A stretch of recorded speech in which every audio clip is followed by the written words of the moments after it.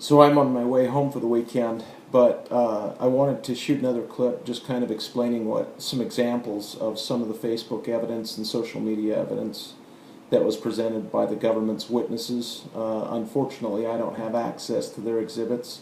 I'll see what I can come up with. I've tried to post a couple of the videos that I actually did find on YouTube, but for some reason they seem to be disabled, and I'm not able to copy and paste those and have them post onto the Rangefire website. So I'm going to have to try to describe some of that. One of the things, and again, there were a whole bunch of posts by a whole bunch of different defendants in this case who are considered to be co-conspirators.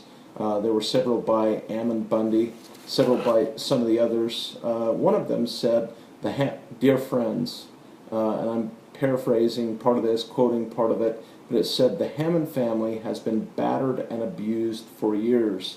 Simply put, the federal government has adversely stolen the lands and resources of the people." And then there was basically a call to action. One of the things that one of those calls to action said, it was one of the Facebook posts by Ammon Bundy.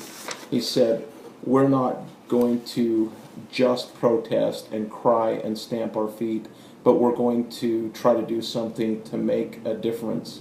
One of the posts that he posted that was the subject of a lot of argument between the attorneys and the judge, and subject of an evidentiary hearing outside the jury's hearing, was a meme.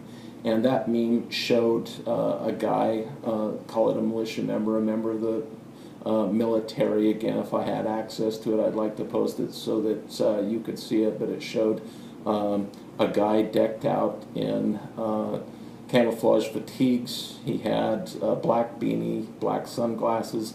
He was holding some kind of an assault rifle, and he was kind of bowing his head, and the meme at the top said, "Father, forgive me," and at the bottom it said, "For I am about to sin."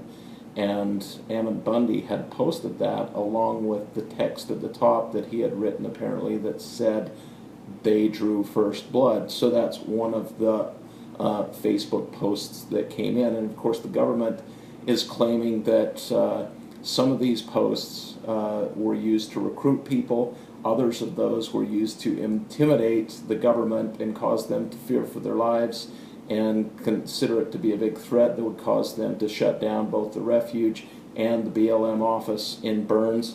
There were also Facebook posts by David Fry. I'll see if I can find a couple of notes about that. And again, there were a lot of these. The case is built on social media and Facebook posts. There would be YouTube videos. They would be shared on Facebook. Some of those were created and produced by Blaine Cooper. A couple of David Fry's videos, his YouTube posts, and in a lot of ways they seem to be fairly benign, fairly innocuous. One of his posts, for example, said that mainstream media is labeling these occupiers as terrorists. Quote, "That's bullshit."